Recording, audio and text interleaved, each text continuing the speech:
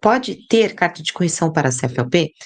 Thalita, aqui no estado de São Paulo, o fisco tem tratado as respostas à consulta dizendo que a gente não pode alterar carta de correção utilizando, aliás, o CFLP utilizando a carta de correção, tá? E eu tenho para mim que é um conjunto de informação, tá? Que o fisco tem dado essa resposta. Por quê? A gente tem que lembrar, assim como eu acabei de fazer com vocês, o ajuste CNF, o que ele fez para nós? Trazer para vocês um pouco mais de vivência do que de fato a carta de correção pode ou não ser alterada. Tudo bem? Então eu voltei no ajuste CNF e falei, gente, vamos ter clareza, vamos ter certeza do que pode ser alterado ou não pode? O mesmo se dá com o CFLP, o mesmo que se dá com a CST. Se a gente voltar aos critérios do CFLP, o que é o CFLP? O CFLP é para você identificar a natureza da operação, tudo bem? Ele não serve para a gente tratar a questão da tributação, tanto do ICMS, quanto do IPI, tanto do IPIS e COFINS, ele não tem esse critério. O que ele tem? Ele tem o critério de trazer mais clareza sobre qual operação a gente está lidando com aquele cliente.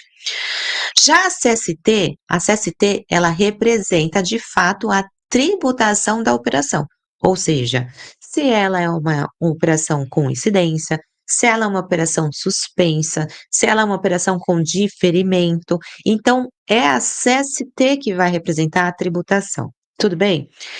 E aí, quando a gente pensa na CST, eu vou mostrar aqui para vocês. A CST, independente dela não ser um valor, né, que atribui aquela operação, ela é uma variável que determina o valor do imposto.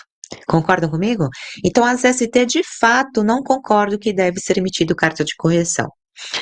Já a CFLP, os estados, o estado de São Paulo principalmente, ele está tratando, em muitas respostas à consulta, que o CFLP também não pode ser alterado a depender da operação.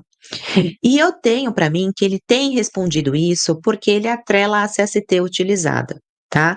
Então, quando a gente pensa no CFLP, de fato, o CFLP ele não altera a variável que determina o valor do imposto. O que vai determinar é a CST.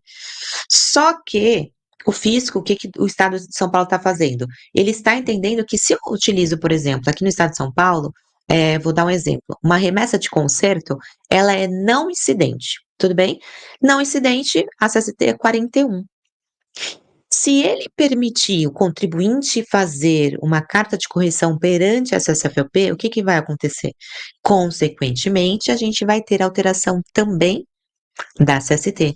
Então, aqui, Thalita, é importante a gente colocar de fato em jogo qual é a operação e se ela está vinculada a essa CST, tá? E aí eu também, como papel de trabalho, o que eu faria se eu fosse vocês que estão aí dentro da operação? Traria não só do estado de São Paulo, Minas também tem colocado as suas considerações sobre o uso da carta de correção e CFLP também. Mato Grosso também, então existem muitos estados que estão tratando esses entendimentos por meio de resposta à consulta. Eu levantaria essas jurisprudências e colocaria para minha equipe de operação, juntamente com o meu gestor, para que vocês tomem essa decisão, certo? A carta de correção, de fato, a gente tem a fundamentação legal. As respostas à consulta, se vocês não adentraram, serve como jurisprudência, não serve como fundamentação. Então, é uma tomada de decisão. Tudo bem? Então, vai decorrer sempre da operação que está vinculada à CST.